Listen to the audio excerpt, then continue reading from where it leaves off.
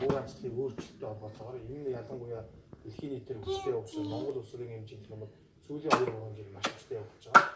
Энэс болоод энэ хөгжлийн үдшин шиг нэгдэлд орж маш хүчтэй явж байгаа. Тэгэхээр бид нар энэс хамгаалах аргуудыг л одоо зохион байгуулж ажиллах зүйтэй гэж үзэж байгаа. Тийм учраас хашны дүүл зөвхөн одоо өнөөдрийн малчид дараалагчдын хоорондын зөрчил үүсгэж байгаа юм шийдвэр биш.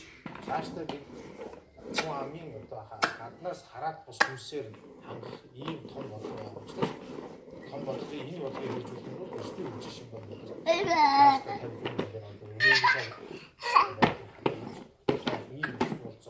Үүсхийн бодлого гэдэг нь ийм аргууд. Ерөнхий утгаараа авч явж бас байна. Надад зөвлөлтөй холбоотой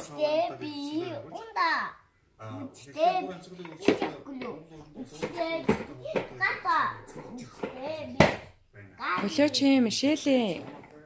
Дүүн авах гадах чинь. Тэгээд ийм тохиолдолд одоо хэдүүлээ яах вэ гэж. Зөвлөлтөй ярьж тийм чинь. Одоо тариалангийн бүсгүүдийг одоо зөвлөлтөөс хамгаалах мод ургамал тарих тэр хамгаалах чиглэлээрээ юу хийж байна гэдэг. Зайлшгүй ер нь бол тариалангийн бүсгүүдийг хэдийгээр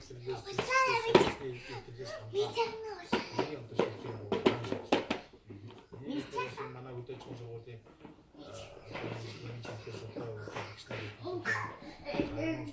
төрийн бас байгууллага хөрөлн байна. Бидний нэгдэлтэй бас хийх дуутай зүйлийг хийж уулз зохиомжтой тэр бол айн зурсан заашгүй болсон.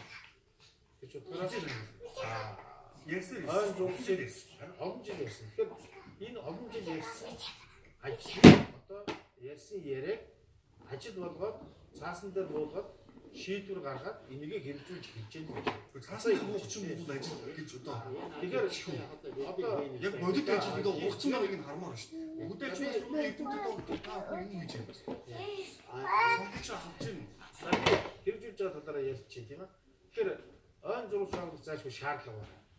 Тэгэхээр бид нар ойн зурус байгуулахын тулд өнөөдөр техникийн сүнслэгийг босгож байна. Тэгэхээр шалгаруулалтаар ойн зурус байгуулах техникийн сүнслэгийг босгуулаад одоо маргааш буюу 6 сарын 7-нд бидний тендерийн нээлтийг хийгээд шалгарсан байгууллагатай гэрээ байгуулаад ойн зурусаа ойн зурус Монгол улсын тариалангийн